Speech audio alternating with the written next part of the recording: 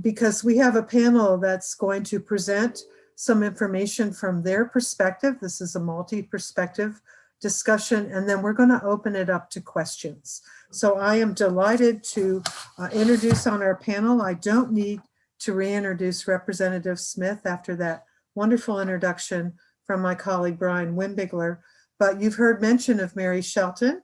She is the Director of Behavioral Health Operations at TennCare, and as you know, that's our state full replacement Medicaid program. She oversees the mental health and substance abuse Medicaid benefits, behavioral health and primary care integration efforts, and the design and implementation of new behavioral health care programs, including the value-based program. She directs the operations of the Tennessee HealthLink program, the home health care coordination model, and there's approximately 75,000 TennCare members with serious and persistent mental illness using that program across the state. Next, I'm delighted also that Jeremy Mercer, someone I just recently became introduced to, and it's like, why did it take so long? Jeremy Mercer is the Executive Director of Behavioral Health Operations with the United Healthcare Community Plan. United Healthcare is one of the 3 managed care MCOs. Before joining the team at United Healthcare, Jeremy worked in various leadership roles with Universal Health Services and Acadia Health. And these are 2 of the nation's largest behavioral healthcare services providers. He's a licensed professional counselor, a mental health service provider in the state of Tennessee. And if you Google him, he is a recognized thought leader in mental health and substance abuse treatment. And there's no fall off as I introduce my friend and colleague, Dr. Robert Pack, who is a professor in community and behavioral health, the Associate Dean for Academic Affairs in the College of Public Health at ETSU. He's the director of the ETSU Addiction Sciences Center and co-director of the Opioids Research Consortium of Central Appalachia. He's the PI and director of a 4-year HRSA-funded project to establish ETSU and to develop a rural health equity research center. This is one of 7 funded federally across the country. So our plan here is that each of the panelists has 5 minutes to present some information germane to our topic of barriers and facilitators of the use of mental health, and then we will open it up to questions. So as you have questions, please feel free to place them in the chat box, and we will be monitoring the chat box, and my colleague, Dr. Wimbigler, is going to help me with that. So Representative Robin Smith, you are on again. Thank you, Carol, and thank you to Dr. Lloyd, and what a terrific way to spend the afternoon. I do understand virtual communications. I'm sitting on the side of the road trying to get back to my home in Chattanooga, so taking a little bit of a detour, and you'll see me exit out of this shortly. But let me start with a thank you. Being a nurse, I also understand that most clinicians who are successful are very quick to be adaptable. And through the COVID experience and the response, we're seeing those that are able to thrive, those who are able to prioritize their patients. And this is yet again another example of being adaptable.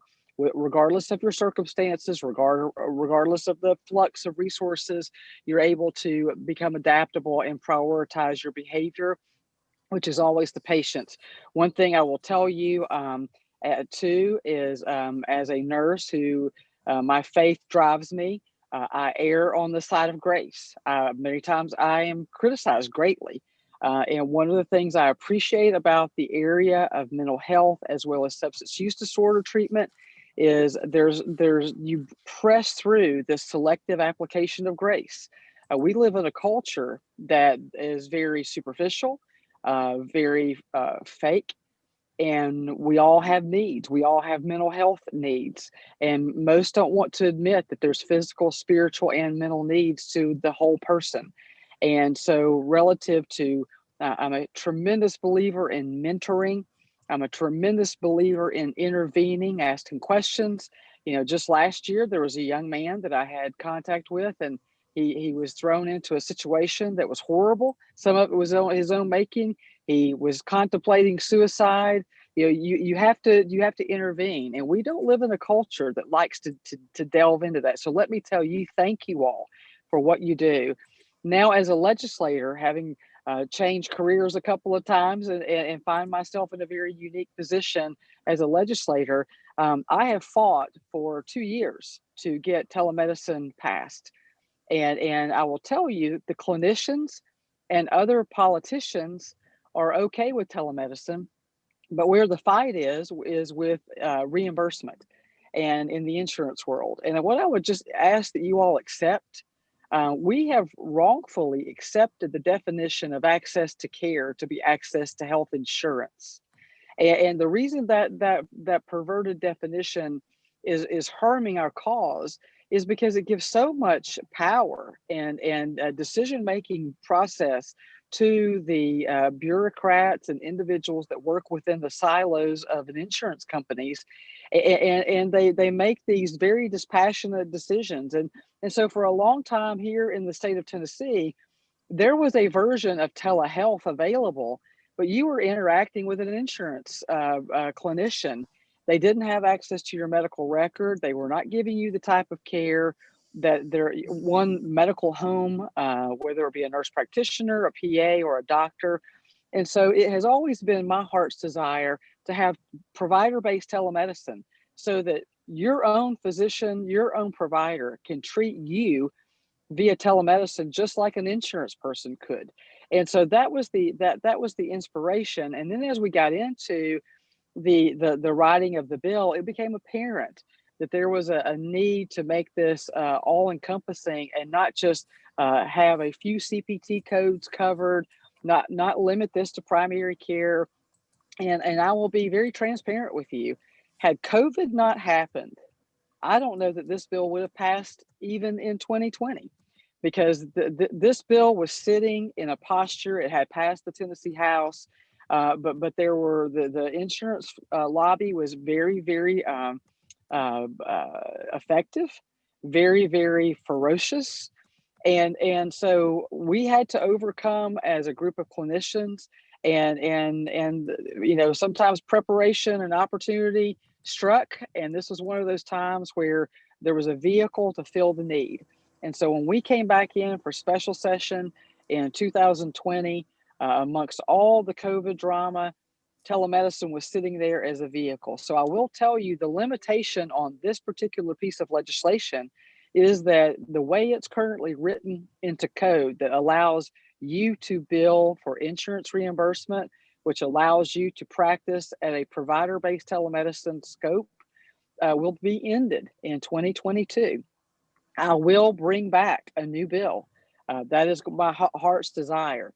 But it's going to be critically important for you to engage along with your patients to give voice to the fact that, as Dr. Lloyd said, we can't go back. There is no desire on behalf of this state legislator's heart to go back. And I do think that there's a compelling need. But what I would simply say is because we have wrongfully accepted the definition of access to care to be access to insurance, it wrongfully assigns so much power to those who pay. And while I love our TennCare Bureau, they do a tremendous job. I even fought the TennCare Bureau on telemedicine early on. Now everyone sees that you certainly can't, you will never replace, as Dr. Lloyd said, you'll never replace this human interaction. You'll never replace the direct physical encounters. But there are indeed times where compliance goes up. Remote patient monitoring improves quality outcomes. It's another tool in the technology world that is there to assist the outcomes for our patients. So what I would just simply say is embrace this while it's here. Prepare for another fight again next year as we extend this and hopefully permanently to put it in code. But you have my commitment to work very strongly as a patient advocate and to rightfully create healthcare, the definition of healthcare in this state to be that which is a relationship between a provider and a patient that furthers their mental, spiritual, and physical well-being. And we can use insurance as part of that. But being a practitioner and a clinician at one point in my life, I know that that will never, ever replace the decision-making process, the evidence-based medicine, and the qualifications that each one of you have as clinicians. So again, thank you so much for the invitation. I'll listen. And if you see the car moving, it's simply because I've got to get on my way, but I wanted to be stationary to make these remarks. But thank you, Carol. Thank you so much, Representative Smith, and very much appreciate your framing of our discussion. We'll move briskly now onto Mary Shelton. Mary, I'll put your slides up. Please give me cues when you want me to advance. Sure thing. Hi, I'm Mary Shelton. I'm the Director of Behavioral Health Operations here at TennCare. So next slide. Got a couple of slides about TennCare real fast. So as it's been mentioned, TennCare is Tennessee's Medicaid program, and it provides health insurance coverage to around 1.4 million low-income Tennesseans, including 20% of the state's adult population and 50% of the state's children. And here are 5 of our major eligibility categories: children, older adults, pregnant women, individuals with disabilities, and caretaker relatives of young children. Okay, next slide. All right, also been mentioned, we're 100% managed care, and we have 3 statewide managed care organizations: AmeriGroup, United Healthcare, and Blue Care of Tennessee. So our experience has shown that managed care allows for better coordinated, more efficient, and higher quality care, and it also reduces avoidable emergency room visits and hospital stays. So briefly, our mission is improving lives through high quality, cost-effective care, and our vision is a healthier Tennessee. All right, next slide. Okay, so diving right into some of the policy, we've heard some really great stories, and I'm hoping that this policy just lifts that up. And I've also heard some ideas for some changes. So thanks, Dr. Lloyd. Thank you, Representative Smith. I've been making a lot of notes and sending some emails out. But contracting with the TennCare Managed Care Organization, each MCO is 100% responsible for negotiating their own rates and contracting with providers. So that's individual providers and agencies. And so an example of this is that a provider may be in network with 1, 2, or all 3 managed care organizations. So if you're a provider and are in network or contracted with AmeriGroup, that doesn't mean that you're in network or contracted with United Healthcare or Blue Care of Tennessee. You need to secure a contract with each individual managed care organization. So for medication-assisted treatment for opioid use disorder in Tennessee, we have the TennCare B-Smart Network, and that's buprenorphine enhanced supportive medication-assisted recovery and treatment network. And this is a separate MCO specialty network.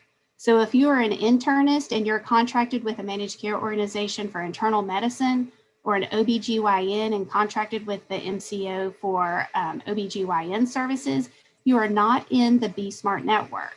So you need to contact the managed care organization to look into. So the B-Smart providers receive additional supports from the managed care organizations, and they have also access to broader pharmacy options and simpler pharmacy prior authorization processes. And I think most folks know we do operate a pharmacy benefits manager, a PBM, and so they take care of the prior authorization process there.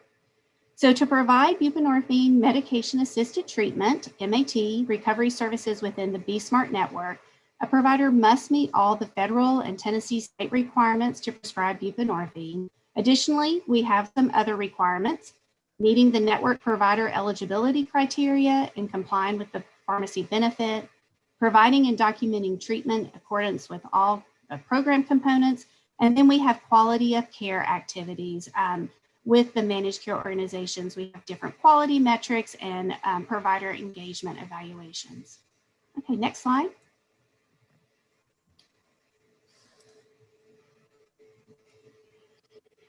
So telehealth.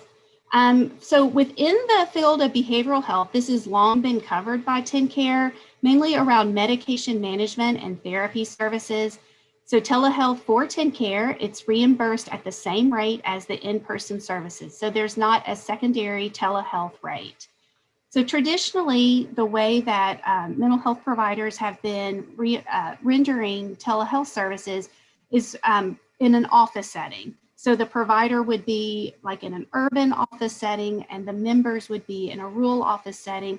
It really helped our access. So they've been doing this for quite a number of years. And as has been mentioned, there were a number of allowances due to COVID that both the federal government, the state of Tennessee, and TennCare made to expand telehealth and audio-only services. And we do have those memos posted on the TennCare website. You can go to the TennCare website and then click on TennCare information for coronavirus. And then my last slide. I pulled together this grid. I think it's helpful to kind of run through the different allowances and the sources for those allowances and if there is an end date. So just generally, the telehealth allowance, that's audio visual, that is something that CMS allows for us to reimburse for, and there's no end date for that. Home as an originating site, that has two sources. The first one is from the Public Chapter 4 from the summer legislation.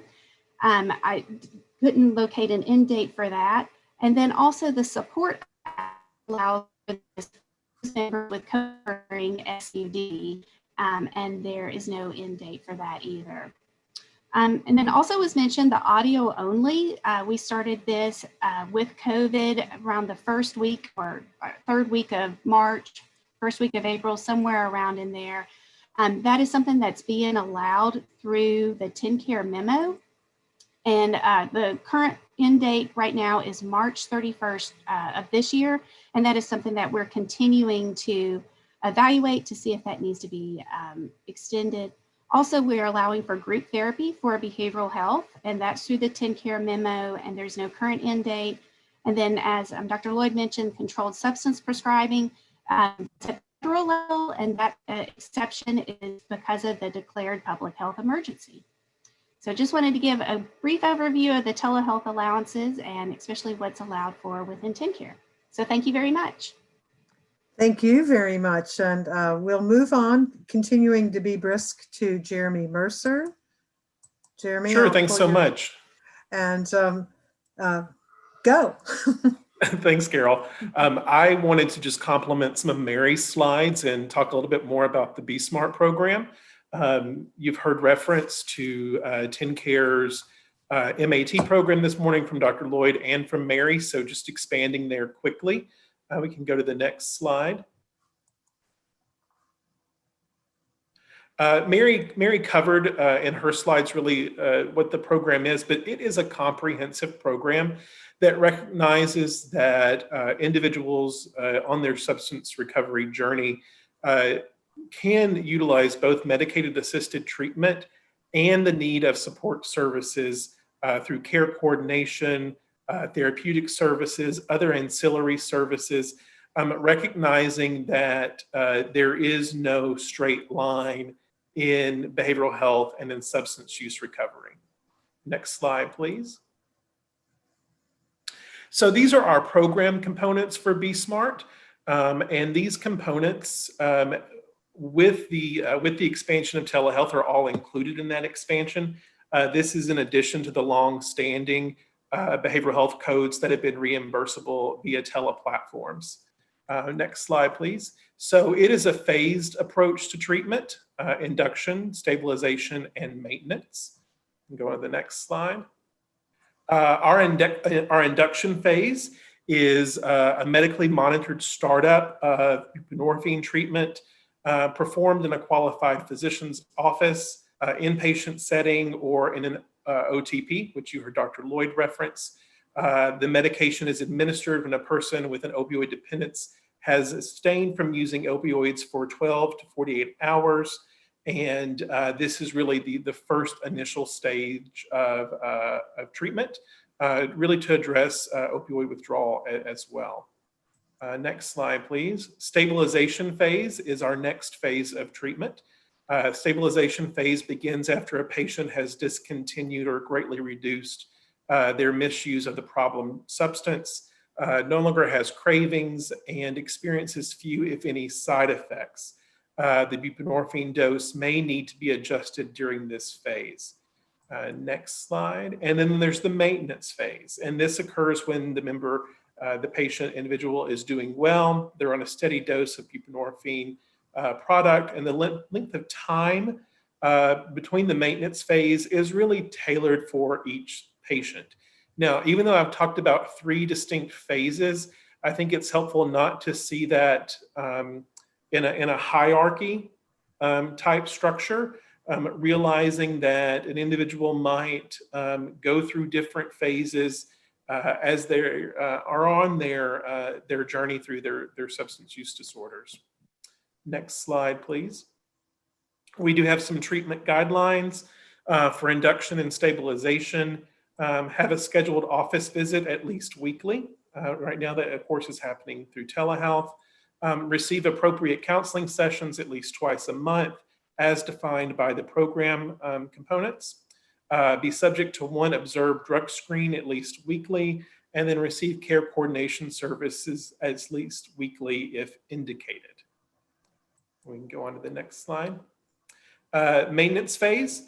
A patient in maintenance phase of treatment for less than 1 year should have a scheduled office visit at least every 2 to 4 weeks, receive counseling sessions at least monthly as defined in program components, be subject to random observed drug screens at least 8 times annually, and receive care coordination services at least monthly if indicated by the physician. A patient in the maintenance phase of treatment for 1 year or more must have a scheduled office visit at least every 2 months, receive appropriate counseling sessions at least monthly, unless clinically stable and with continued signs of recovery as defined in the program components, be subject to random observed drug screening at least 4 times annually, and receive care coordination services at least monthly if indicated. We can go on to the next slide. We do have some provider requirements, and Mary referenced these as well. Meet the network provider eligibility criteria and compliance with the TennCare pharmacy benefit, provide and document treatment in accordance with all the program components outlined, and then participate in the quality of care activities. Next slide. In addition, we do have some enhancements to the program. There's the drug screenings that I mentioned. There are the counseling services and the care coordination services. Again, these are designed within the program to really wrap around an individual and support all the different components through treatment. Next slide. And then we do monitor the quality of care. We do this through annual quality of care review. This is something that all 3 MCOs participate in. It is a review of medical records and via the assessment of the member experience. So not necessarily the black and white, audit word that we hear often, but really evaluating member experience. And then individualized MAP provider quality metrics, and those are performed with each contracted provider. It's an individualized report documenting treatment patterns and health outcomes of the OUD patients in their care. I know I've gone rather quickly here in the interest of time, but the Be Smart program description is available on the TennCare website, where you can go more in depth with each of these areas. Thank you very much, Jeremy, for that overview. And I know it's generated a few questions for me, and I hope our audience is looking at questions from the 3 presentations that we've had so far. And let's go on to our 4th, last but not least. Dr. Robert Pack is going to offer some comments from his perspective, being a researcher about addiction. Thank you so much for both the invitation and for just the privilege of being able to witness the presentations today. This is it's my privilege to call Steve Lloyd a friend, and every time he starts talking, and the energy comes up, he's talking about with passion about both his lived experience and the compassion with which he's treating his patients. I'm just inspired, and it renews my energy to conduct the work of our center and the work with our collaborators in the region. So I was sort of asked to back clean up a little bit and cover things that may not have been covered so far. So I've been taking some notes and thinking through, what are some other things that people may want to know about relative to this topic. And so the first thing is, one thing that Dr. Lloyd mentioned was that methadone access in the state is pretty tightly restricted. In order to get a license as an opioid treatment program or an OTP, where you can dispense methadone for the treatment of OUD, not methadone, for the treatment of pain, but methadone for the treatment of OUD. That really can only happen at licensed OTPs, and you have to go through a certificate of need process to do that. I'm not advocating that we change that rule. It is a fairly high hurdle. It is true. It also does a lot to, assure the quality of care at OTPs, and as does the licensure from SAMHSA and other things. However, there's only 15 of these in the state. Our OTP in Northeast Tennessee, called Overmountain Recovery, which Steve and others, Angelie and others, other friends that are on the call today were helpful, very helpful, and even instrumental in helping us get open. We were the 13th. Steve's in Newport was the 14th, and there's a 15th in Maryville. And so in a state where there is, about half of Tennesseans live in rural areas, right? Compared to only about 20% of the rest of the country of the population lives in rural areas. We have a lot of people living out in the countryside, and they don't necessarily have access to those 15 locations, even though they may be suffering from profound, consequences resulting from their OUD. So we, really need to be thoughtful about what Steve suggested, which was how can we improve access via telehealth to these services at OTPs? That's one thing. It's complicated. There are federal rules associated with it. And I will also point out that the way OTPs are regulated and even operated has not changed that much in 35 or 40 years. So it's time. It's time to really reevaluate all of that. Partnerships with pharmacies, partnerships with rural spoke level care providers, things of that nature could be very influential there. That's number one.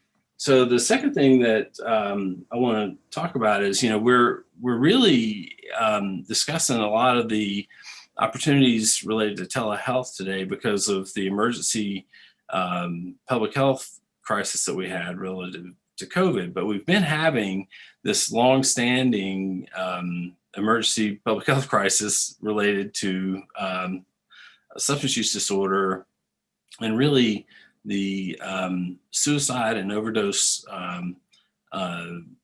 crisis that we're suffering in the U.S. That has been driven by, the opioid marketing and things of that nature that have gone on over the years, and everybody knows kind of the natural history of it. The reality is we need to be thinking about how to make some of these things permanent from a policy perspective. And we're really, the restrictions on prescriptions of buprenorphine for OUD that are related to the, that really are being prevented from being done via telehealth are related to something called the Ryan-Haidt Act. It was passed in 2008. And there are two bills presently that speak to this topic. One is a Senate bill called the Treats Act, and it was introduced, I think, in July. And there was another one introduced in the House, federal House, and it is called the Telehealth Act. Both of those speak to this topic and making some of these modifications to policy permanent and improving access to telehealth, which would then open the doors for other state level flexibility. Those, from my perspective, should be advocated for so that we can expand access to care for those in our population that are in rural, remote areas. And we need to be able to facilitate this for, even if people aren't in rural areas, we need to be able to facilitate it for reasons of just caring for one another and improving the ability to access excellent care readily and efficiently and with assurances of high quality. So those are some of my perspectives that I thought I could add maybe to some of the content so far. I think it would be probably a good idea to maybe open up for some questions, or actually you have some questions for us at this point, Carol? Well, I will ask some questions. I very much would appreciate questions from our participants. What are the things that you need to know about how to advance treatment for people with substance use disorders, with telehealth central to that discussion? What things do we need to tie together that you've heard from our various panelists? And I actually have one of those things.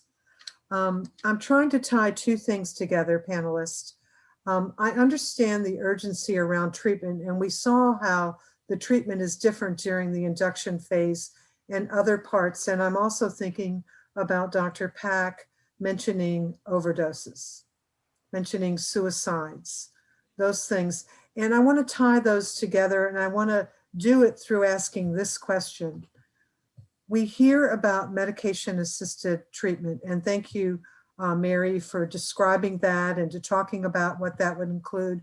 Jeremy, you showed about wraparound services. Dr. Lloyd talked about how he taps into the resources with counselors and how we talked about housing and those things. So I think I understand medication-assisted treatment, but I'm also seeing the term more and more MOUD, which is medications for opioid use disorder, presumably. So it seems as if that is minus these extra services. So could you help me understand if that distinction is important, and more importantly, what it means to individuals and their family members who suffer from substance use disorders, and what the policy implications. So several questions there, but I want to make sure that I'm understanding the urgency around treatment and how treatment changes once we've addressed that most acute phase and the difference between MAT and MOUD.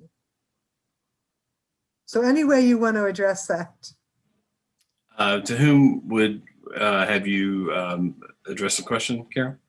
I haven't addressed it specifically, but I would be delighted because I know you and I have had a similar conversation around this. So whichever part you'd like to address, the MAT versus MOUD, the urgency for treatment because of overdoses, you know, whatever.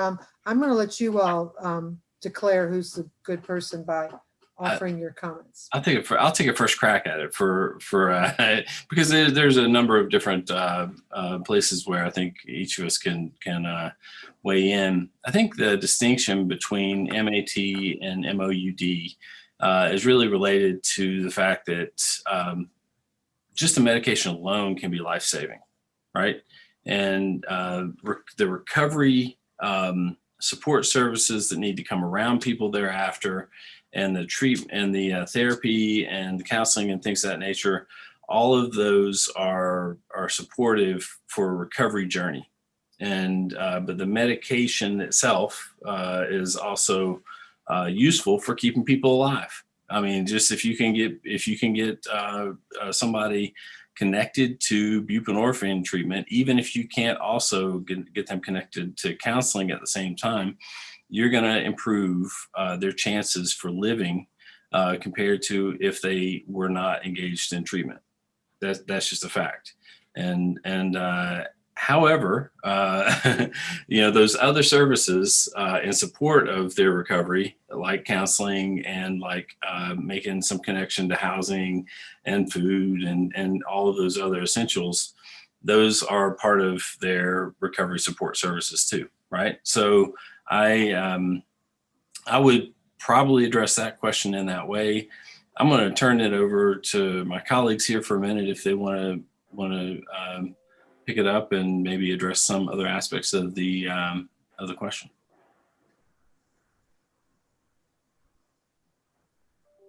Carol, you okay with me chiming in? I'm delighted. I'm not just okay. Thank you. I was really curious as to what Rob said. Rob, thanks for the kind words, and you know that I love you, and love your work. So I was curious as to what Rob was going to say, because that's exactly what I think. I think we have to be okay at some point with what one person is okay with, another person may not be okay with. And so I'll describe it to you this way. If I had a diabetic that was absolutely gung-ho to the wall about their diabetes, and they never ate over 1,800 calories, and they never touched a piece of chocolate cake, and they exercised 6-7 times a week, because they wanted to do the best they can. And then you've got another diabetic that's okay with just taking their insulin and decreasing their chances of vascular disease and kidney failure and peripheral neuropathy.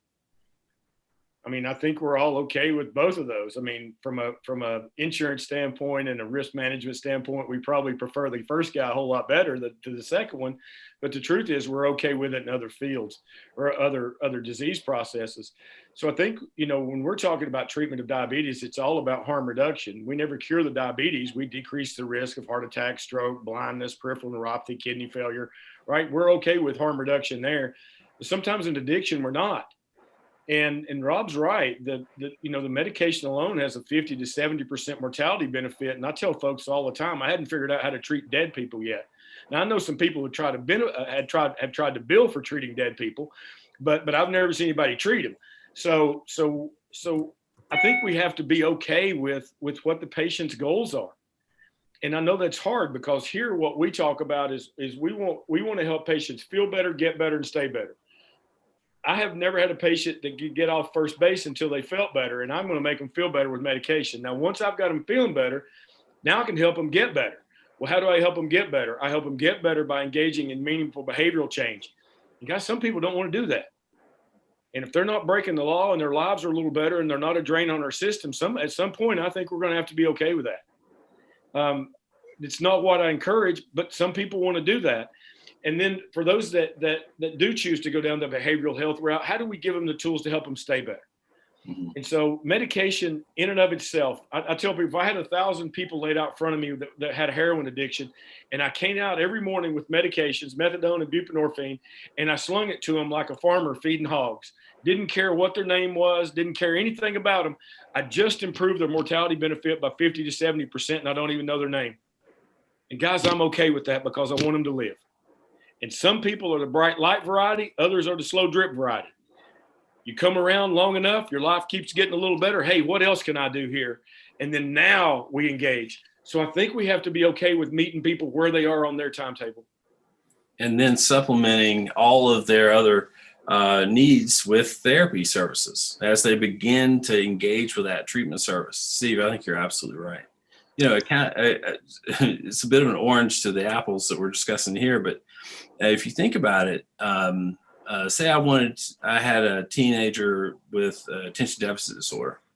The counter perspective here is that all that is given to that kid from a physician is, some stimulant, no therapy services, right? It's not the same thing exactly. We're not talking about treating an addiction, but it's sort of counterintuitive that would be the case, right?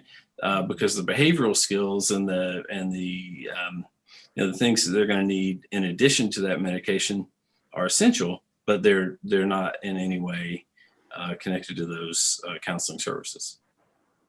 Harold, there's something I want to address here from one of our folks in the audience, and it says our agency provides Vivitrol treatment, but that never seems to be mentioned as an option at forums like this. Why not? I want to tackle that one. And the reason I want to tackle it is that naltrexone, Vivitrol, Vivitrol is a trade name for injectable naltrexone. In certain patient populations is wonderful. I love it. The reason I think that is, I'm sorry, I just gave you away. That is the reason I think that is that it's not engaged in forums like this is it's not controversial. You know, people were really engaged with Vivitrol because, oh, well, that's not trading one drug for another. It's not an opioid. But there's also several things around Vivitrol that patients need to be made aware of. Number one, it doesn't have a mortality benefit, not that I've ever seen. That doesn't mean that it's not right for some patients. It absolutely is. And I'm a huge fan for the ones that it's right for, but it doesn't have a mortality benefit. And number two is that the company that promotes Vivitrol promotes it at the expense of the other medications. And the fact that they will go out and actively promote their drug as being, oh, this drug's not addictive like the others. That's complete horse crap, and it stigmatizes the treatment of opioid use disorder. And I want to take them to the mat for that. And we've got to stop doing that. Vivitrol for the patients that it's right for works wonderful, and I love it. And I wished it worked wonderful for every single patient because it takes so much off the table that we have to deal with from a stigma standpoint. But the reality is that's not the world we're living in. So for the patients that it's right for, I love it. I think the reason you don't see it mentioned in forums like this is it's not controversial. And I'm a huge fan. Matter of fact, for my patients that it's right for, it's my go-to, and I will use it 100 times out of 100. Thank you. Thank you.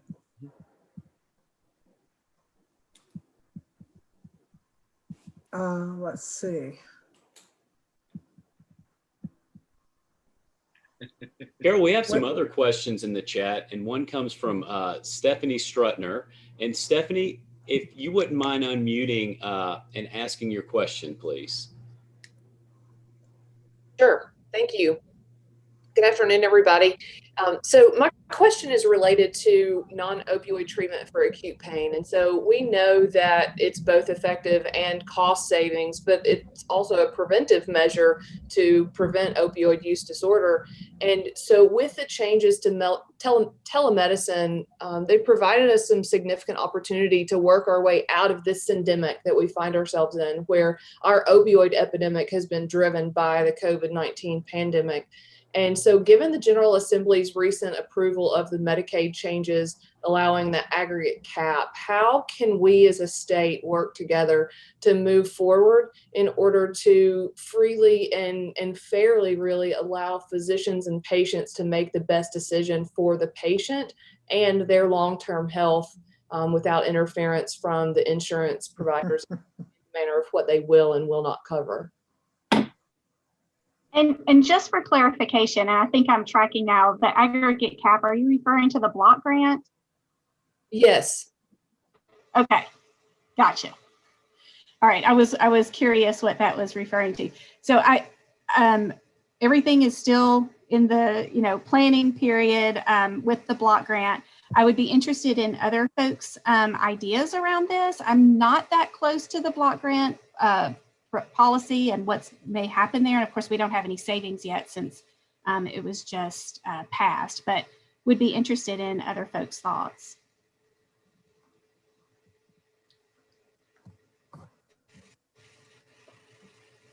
That's outside of my area of expertise. I apologize, but I can't speak to it. Well, I'm going to weigh in a little bit because I have spent way too much time since the Medicaid block grant was approved at the federal level, and then our legislature passed it, and I had to bone up because of a webinar last week. I think the questions that you're asking, Stephanie, although they're directed specifically at substance use disorder, they're really general questions about how are we going to determine medical necessity, how will the actual implementation of the block grant take place, and there's a lot of territory that needs to be covered before our current TennCare waiver expires and the new TennCare waiver would be implemented. And my advice at this juncture would be that everyone needs to be involved, particularly if your interest is substance use disorders, is to look at what the implications are for substance use disorders. But I can tell you, talking with primary care providers and folks from the acute care environment last week, this is a question everyone is asking from within their sector, is how we are going to, one, stay under the cap, and some have great hopes that we're going to stay way under the cap and generate savings. And going from a concept to the implementation is the most critical part of policymaking. So I don't know that we can answer your question, I guess, is another short way to say this, but I do think we can say to everyone, be engaged, be part of public hearings, read the rules and regs, talk to your legislators, talk to the folks at the TennCare Bureau, Division of TennCare, I did it.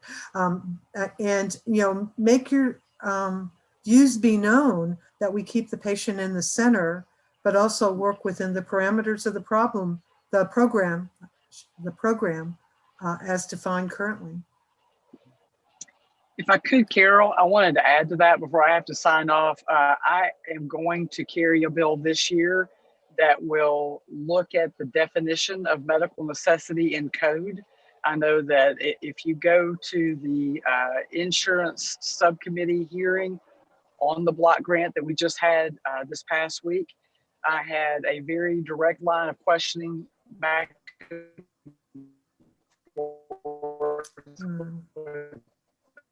Stephen Smith, who is to establish how it's defined in code, what role that would play.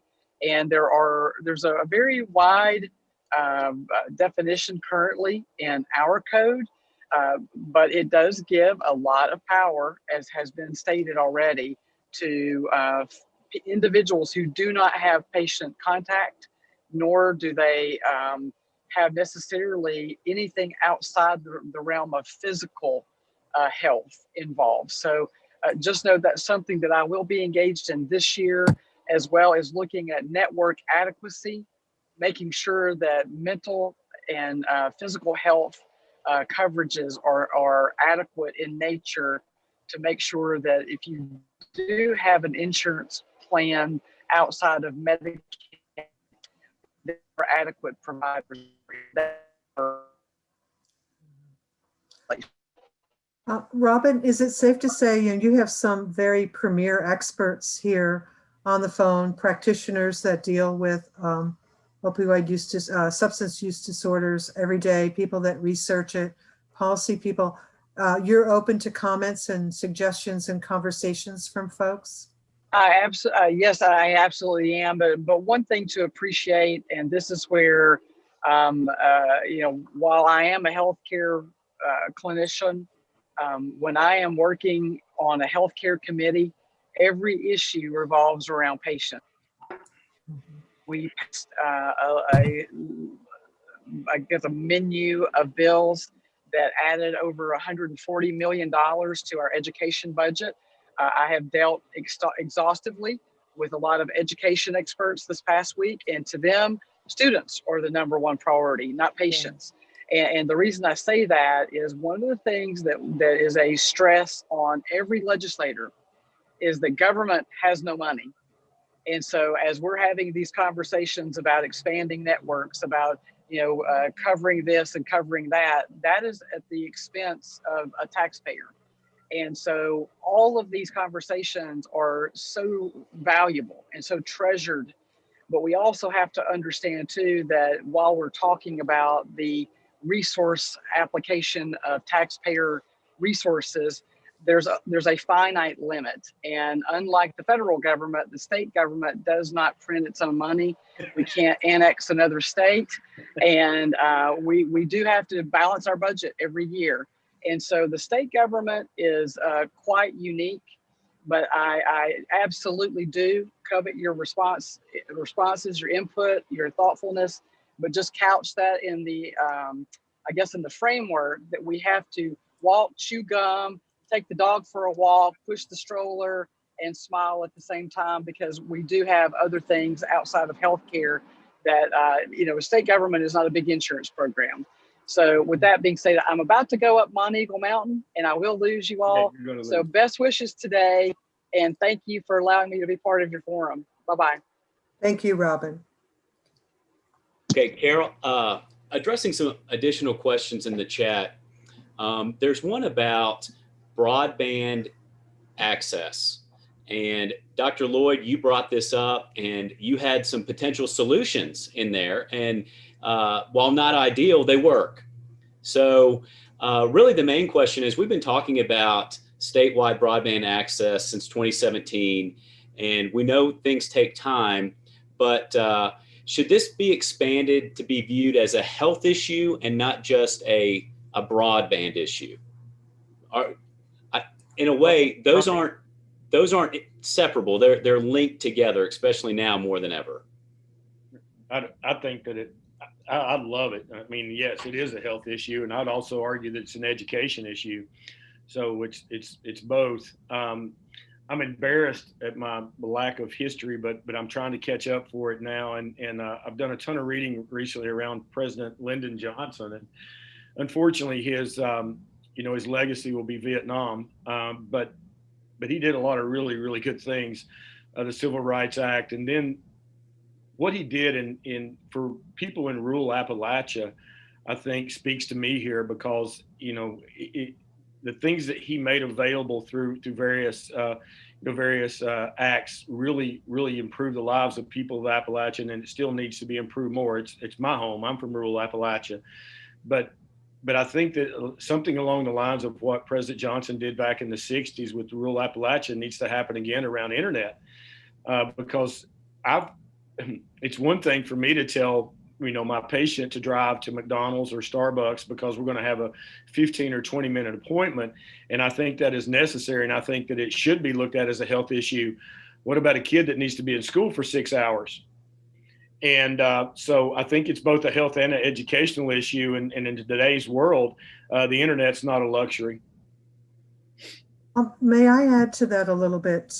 Thanks for those comments, Dr. Lloyd. Today, we're trying to raise awareness, identify needs, and to look for solutions. And I'm going to offer some of each of those in regards to broadband access. American Public Health Association is now calling broadband access a super determinant of health. Now, they're not using driver like the Sycamore Institute does, but they say that broadband access touches every other determinant. And it is the only one so far that I know of that's been designated as a super determinant. And there's plenty of empirical research to support that. So I think we absolutely need to look at broadband as a health issue, broadband as an economic issue, broadband as an education issue. And then I think we need to look for who our partners might be.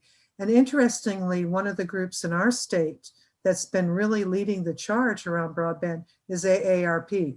So one of the things that you do when you're trying to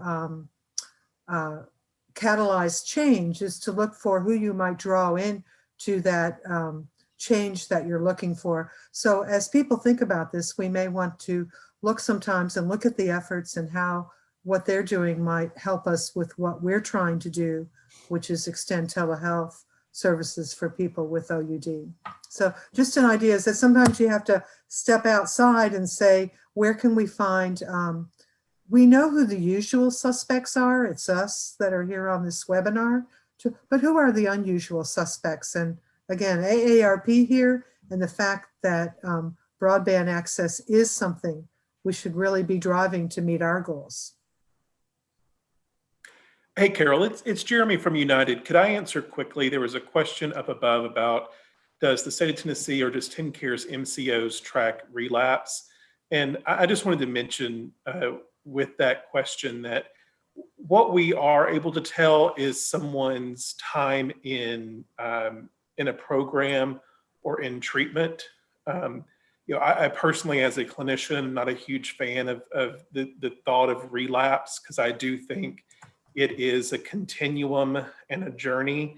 And I think one of the things that we're becoming very intentional about, and we're learning more from the provider community, and they're helping us with this, is we spent a lot of time in the 1980s and the 1990s and on into the 2000s really trying to fit behavioral health and substance use disorders into a medical model. And that's just not where they belong. And so we're unteasing that. And so we've been very guilty of thinking about substance use as when there's a reduction in symptoms, then we are done. And that's just not the case. That's not the real life journey. And so I just wanted to point that we can tell someone's engagement in treatment, but we're not tracking relapse as a point of failure. That's such a great point, Jeremy, and I really appreciate it. The recovery literature is expanding at this point. It has been not that advanced for some time, and at this point, we're learning more and more and more about what are these things that facilitate recovery, right? And we do know, for example, that most people recover from substance use disorder. About 65% of people get better. Many of them get better on their own. Many of them get better with medication and so on and so forth. Those that do get better with an average of about 4 attempts over about 6 to 7 years. And it kind of cycles in and out. But for every subsequent attempt, your odds get better. Your chances get better because you have gained skills while your brain is healing from all of the basically the damage that has been occurring over the course of long-term use. So we've got to continue to also tell stories of recovery, to advocate for people in recovery with respect to employment opportunities, with respect to making sure that they can get good jobs and good pay and so on. There are a lot of aspects to this, but I really appreciated you bringing up that point about relapse. There's another question from one of our friends, Karen Pershing. And Robert, to kind of piggyback off of what you talked about, to get people those chances, they've got to get into treatment and they've got to have that first step. And Dr. Lloyd brought up a statistic of 40,000 people that were just lost after they came to the ER. So how do we do a better job of facilitating that warm handoff, not that cold handoff where we say, hey, you need help, that warm handoff of transitioning that patient that's come into the ER for whatever reason with whatever substance use disorder, unfortunately overdose from opioids being a specifically high one now. How do we do better at that warm that handoff and that transition? Go, Stephen. I'm gonna jump through the screen on this one. Thanks, Karen, and Karen, I love you too. This is one we're working really hard on. I'm gonna give you a quick story with telehealth. We had this happen really early on. We had a guy that I didn't know him before, was using heroin, went to treatment in Alabama. I won't mention the treatment center. They put him on MAT, which they should have, and the most appropriate drug for him probably was Suboxone, which is what they put him on. And they discharged him with an outpatient appointment with one of their docs here in Tennessee who doesn't believe in MAT. I don't know what that means. But at any rate, he doesn't believe in it, so he wouldn't prescribe it. So this guy shows up in the ED in Lebanon, withdrawing, sick, wanting to stay better, not wanting to use. The ED doc had been to one of my presentations, called me. We set up a Zoom link. I took care of him from the ED, picked his medication up on the way home from the ED, and we still have him as a patient today. He wanted to. I put him on a couple of national radio shows telling that story. It's easy. It's really easy. It's not complicated. Now, I'm not talking about recovery is not easy, but getting them into the system is not complicated or hard now. So what I initially wanted to do when I was with the state was train every doctor in the ED how to be an addiction medicine specialist. That won't work. I wanted to write protocols for them and just get them to follow a protocol with initiation of MAT in the ED until we could sort out what level of care they needed. Maybe they were a very good candidate for naltrexone. Maybe they were a very good candidate for Suboxone. Maybe they were a methadone candidate, but just getting them stable until we could figure that out. That won't work either. And so what I came up with was a model that exists like crisis response, where you call a phone number, you have somebody come to the ED within 45 minutes to an hour, do an assessment, link up with a telehealth visit, and make a decision from there. I think that one will work. and there's actually infrastructure already in place to make that happen. I'm now partnering with a few key folks.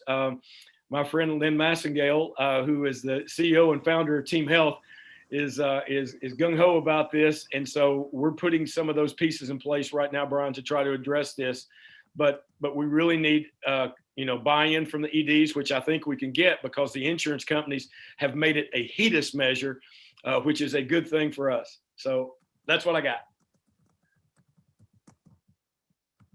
Thank you, Stephen. We're at the 3 o'clock mark, so we're transitioning into facilitated discussion and takeaways. And this is a good one because you just provided a potential solution to a problem that we have.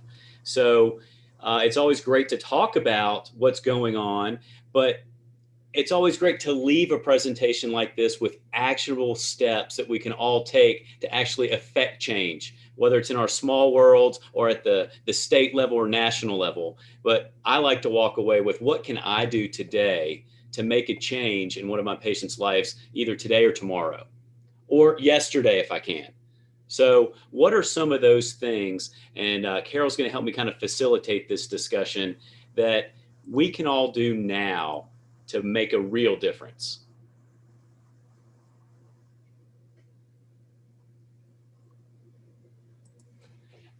I don't want to hear silence. This is what I'm trying to jump in. Go for it.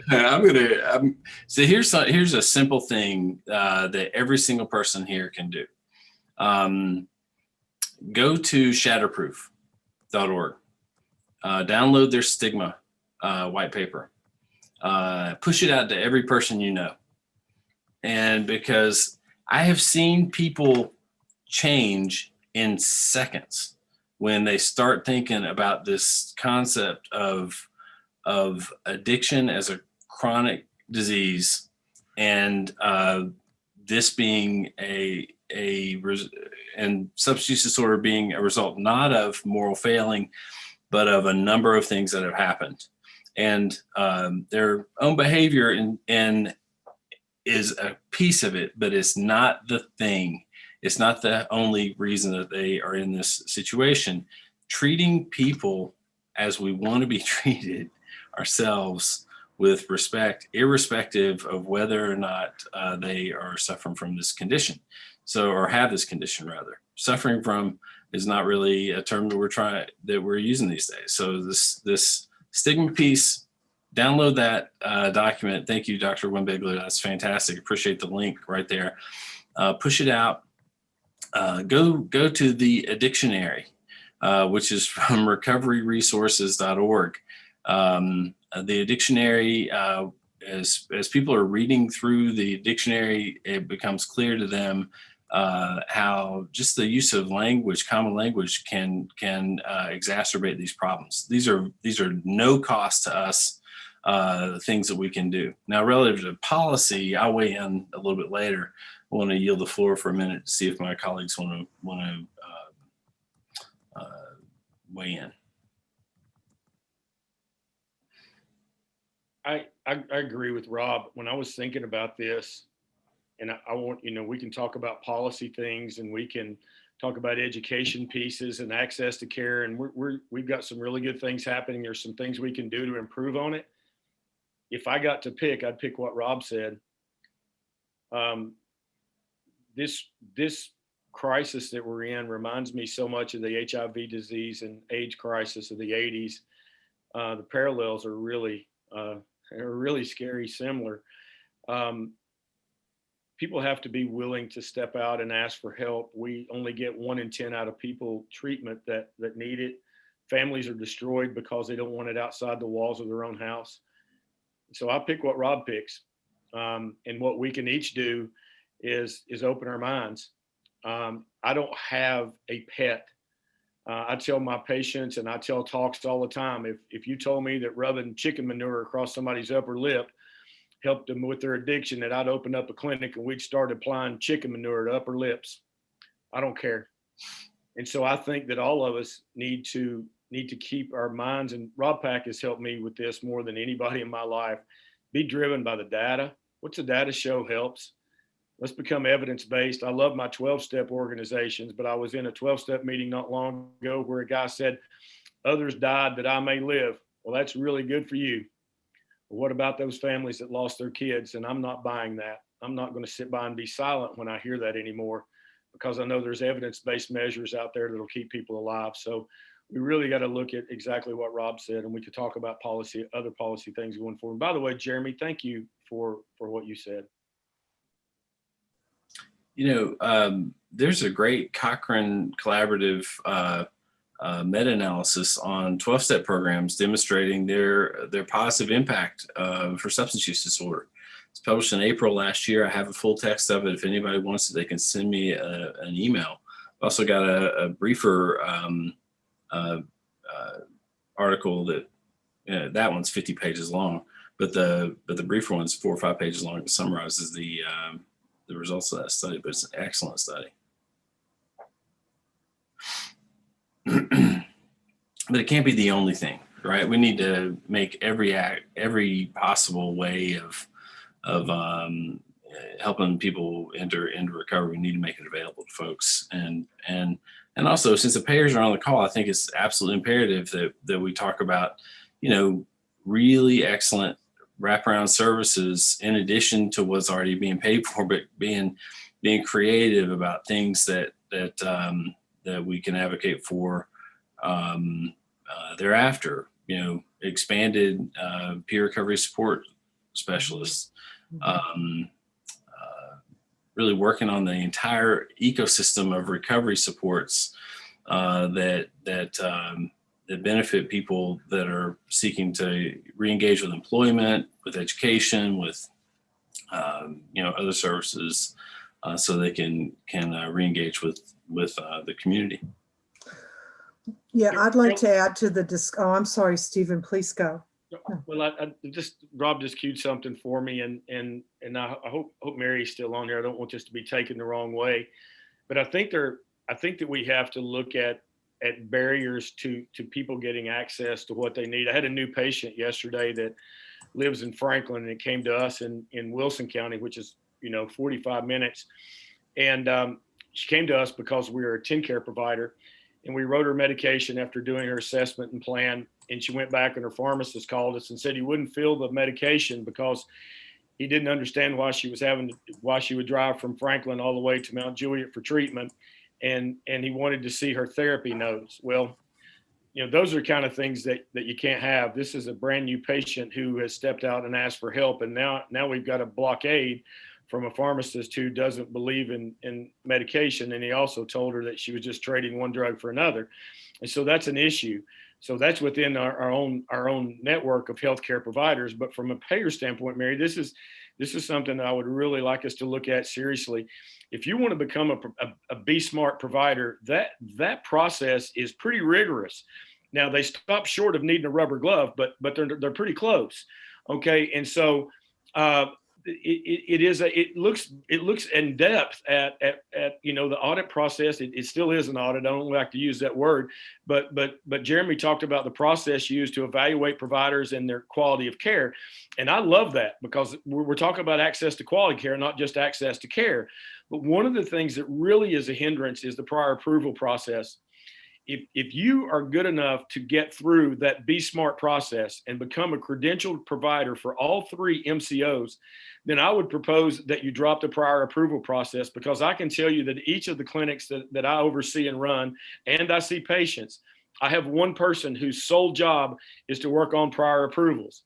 If I took that position and I turned it into an extra peer support, actually I could turn that one into 2 peer support specialists for each of my 3 practices. I'm not saying get rid of it altogether, but it has a 100% approval rate.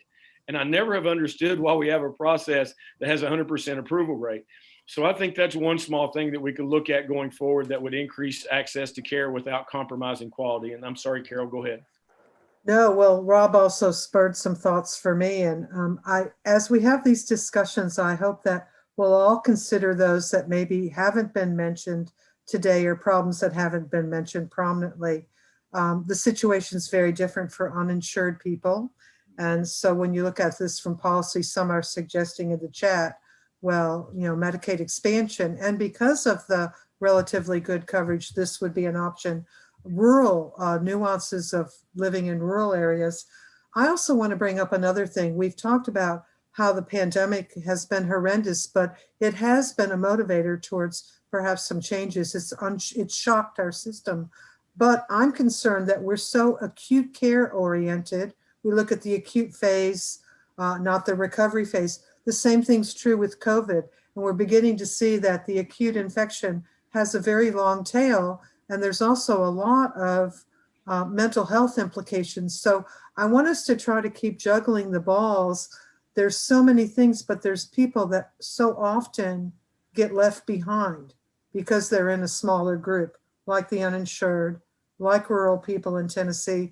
And I think we're going to start to see some disparities among people that are the long haulers in COVID. So I want us to keep that up. And a lot of mental health strain and stress.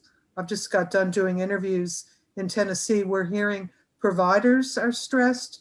The patients they're taking care of are stressed. So we've got a big agenda. Yeah, that's absolutely right. I think that there's enormous opportunity as well for creating something new whenever we come around the corner on this one. I want to go back to one question, actually one point that you raised, Carol, that I think is in response to what's going on in the chat, which is a great chat, by the way. I want to copy it and save it, but Brian's got it. A colleague of mine is doing a study of bright spots. So places that have been resilient. Well, that's the wrong way to put it. Places that were formerly hotspots for overdose, fatal overdoses in Appalachia, for example. And he zeroed in on a region of Kentucky that has, in eastern Kentucky, that has been beating the odds for the last few years. They've actually greatly improved against what was really a very bad situation for fatal overdoses, and they dug into this and concluded that about 70% of the really statistically significant and otherwise also significant gains that they've made there, about 70% of it was a result of Medicaid expansion in Kentucky. And they spoke specifically to things like increasing access to treatment services, but also SSPs, syringe service programs. Kentucky now has, according to this document that I read, I believe it's accurate, now has the most access per capita to syringe services, with something like 50 or more syringe service programs in their state. Now in Tennessee, we've got 5, right? And the reason SSPs are important is SSPs can be entrees to conversations about recovery. They can be the gateway. They can be the connection point, and they can, if they're operated in partnership with treatment services, which they are in Kentucky.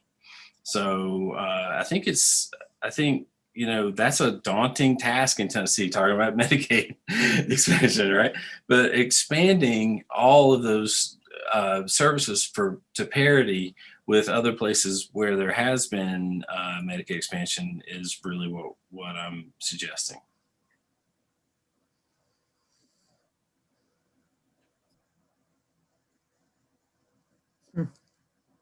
I'm just going to read what I put in the chat. It's been my contention for a long time that if pharmacists would just sell syringes for this medical purpose, could you imagine the access that our patients would have? There's a pharmacy on every corner.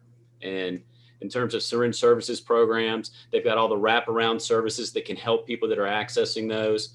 But pharmacies shouldn't be a barrier to that access. Carol, I want to say something here because it brought up something personally inside of me. Syringe service programs give people an opportunity to seek help. No one wants to have to stick a needle in their arm, but you do. And I hear this all the time, that people have to find their bottom. They have to want it bad enough. And I seethe inside because I wanted it so bad for over a year. I couldn't see straight and I couldn't stop using. I mean, I wanted it more than anything. I used to cry looking at my kids' pictures every morning before I went to work and used again just to get me through the day. And that feeling of desperation right there is I just can't describe it. It's not a matter of wanting it bad enough. Think about something that you had to do every day that you hated, so you hated it so bad, but you had to do it in order to live. And that's where a lot of these folks are. And syringe service programs give somebody an opportunity to speak out to somebody who's not going to judge them. And I think we have to be willing to look at that, because I think that's where, obviously, the decrease in HIV transmission and Hep C transmission, we all love. But I think even the bigger value is that opportunity to step out and ask for help. Thank you.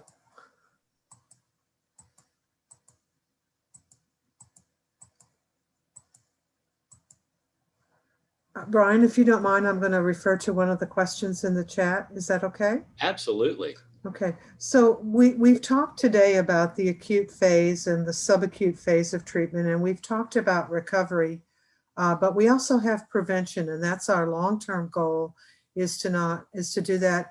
And there is a comment, and it's a continuation from something that Stephanie Strutner already posted, but I'm trying to find it as I'm talking. I should have had it pulled up. Effectively treating pain and that whole issue, and I'm just bringing that up for the consortium, is, how do we begin to, and maybe you're already doing this, I don't know, weave into the fabric of the work with the community, the whole idea of simultaneously working on prevention, treatment, and recovery, because our long-term strategy, and there's a lot in the evidence about prevention. So, and Stephanie, please feel free if I didn't adequately address your comment, but I just, if we could spend a moment on prevention and how we might address that as the consortium or from a policy perspective.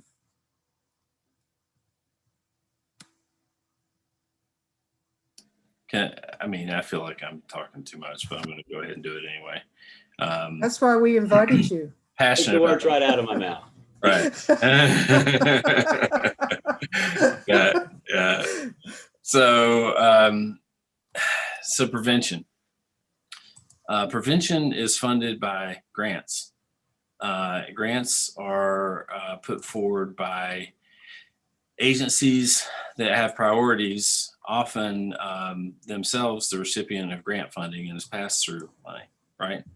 And it's one of these age-old problems where the priorities on the ground in a community are not necessarily seen by the larger entity, which is the state, and they're certainly not going to be urgently attended to by the even larger entity, which is the Fed.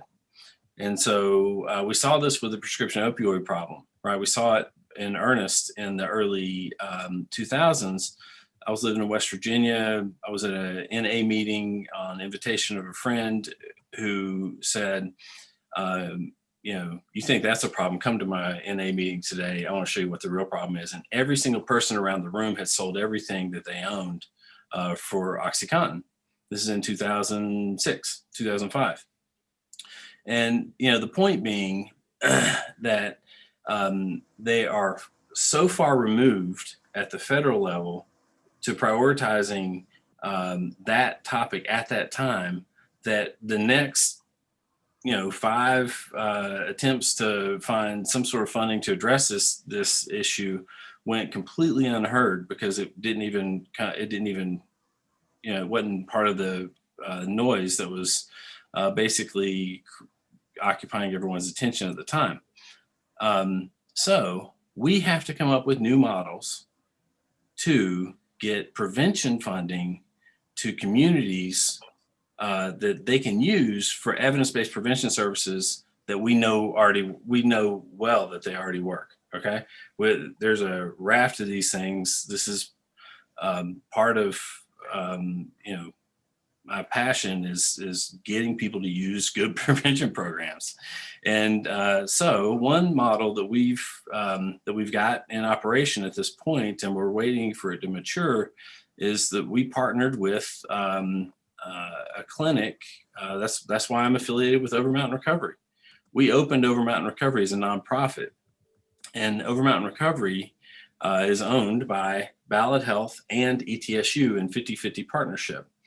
And when we are making revenues over and above our debt, which we took out loans to get it open and so on, once we are making revenue over and above that and the costs, that revenue will be donated back to our center to be used for things like prevention services. So we have to do something like this at a scaled up level and partner the prevention agencies with the clinical services, which generate the heck out of revenue, right? We already know this, and set them up as nonprofit partners with MOUs, and then allow for those resources. That's one model. There are others. It doesn't work. It is difficult to scale. I don't want to say it doesn't work, because it has worked in many cases. But it's difficult to scale primary prevention services with grants alone, because of the priority setting problem, and because prevention is not the noise. The results from prevention are healthy people, right? And those healthy people aren't necessarily creating the clamoring problem, the really rancorous problem at the other end of the continuum. So we should be focused on prevention. We got to come up with better models for funding those programs. Carol, I can't let Rob out talk me. And this is, I'm a little bit hesitant here because I don't know of the research behind it, but I think we've got to look at innovative things, that certainly on paper seem like they have potential. So my friend Karen Pershing, I know, is probably still on here, and I talk with Karen about this a lot. Narcan's not prevention. Heck, it's coronary. It's bringing people back from the dead. And I'm not opposed to Narcan, but prevention is preventing that first time use that puts people at risk for further problems on down the line, particularly if you use before you're age 18. And it's not only opioids. It's vaping, it's cigarette smoking. I would hazard a guess that it's got to be one of the most impactful things in all of the medical field is preventing that substance use that's going to cause disease later down the line. So there's some bright spots out there. There's one bright spot I found here in Nashville, and I found it by accident. It's at a little place called Fall Hamilton Elementary School. It's in one of the highest incarceration rated zip codes in the country. It's down near the fairgrounds of Nashville. And I read about it, and then I went down there and knocked on the door, as I'm prone to do, and learned that you can't just walk in schools anymore. So once I got through that process, I got to see what they were doing. And it's an elementary school, K through 4, that is entirely built around a trauma-based awareness curriculum. Looking at these kids coming out of these neighborhoods where the incarceration rate is so high, where the substance use and mental health aspects are virtually untreated, and approaching them in a different way. I came out of that. I had trauma in my life, and I was a behavioral problem in school, and I faced corporal punishment for that. These kids are not corporally punished. Their faculty is entirely trauma informed. Their curriculum is built around Stephen Covey's 7 habits of highly affected people. And so these kids are redirected in ways to help them start to address the trauma that they're experiencing at home. Now, I don't know if there's, we don't have any data on what that's like going forward, but it certainly sounds like an innovative approach that I think is worth a look around adverse childhood experiences. And the problem I see with that, and I'm not disparaging any of our politicians, but politicians like things that they can show a movement on a graph in a 2 or 4 year election cycle. And we'll know we're successful with this one in 20 years when we look at the next generation. So I'm a really big fan of that. We hardly ever get to talk about it, but I think it's vitally important. Thank you, Stephen. We're getting close to the end, and with any group like this, we could talk about this all day until we just get tired and have to go home. But I want to thank all of our panelists, all of our speakers for joining us today. Couldn't have done it without your participation. You guys have provided a lot of great information and takeaway for all of our participants. That being said, June is going to post a link, and it's in there for the evaluation. We've talked a lot about grant funding. This is a grant funded project, and your responses on these surveys will help us secure future grant funding and shift needs as appropriate. So please, please, please click on that link and take a few minutes to do that survey. It shouldn't take long. Also, in there, there's another link to the Smart Group's policy brief that will detail a lot of what we talked about here today. I recommend that you guys check out the Smart Policy Network's website also. We're ramping up. There's a lot of great information in there revolving around all of these issues that we talked about. But please do the survey. If you've got feedback for us, stick it in there. We appreciate that. But I can't thank all of you guys enough, because just by being here, you're making a difference. You're arming yourself with the knowledge that you need to go back to your respective communities and really affect and enact change. And I thank you. Lori, Dr. Meshke, if you'd like to unmute and say anything, you are more than welcome to.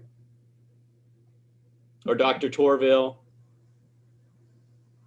I would like to just thank everybody who participated in this, and Carolyn, Brian, and June for coordinating this. It was absolutely wonderful. Our representative, Robin Smith, for joining. Senator Massey was with us, and all of the wonderful questions that we saw in the chat. And I just appreciate all the work that everybody's done and continues to do for their communities. So thank you all very much.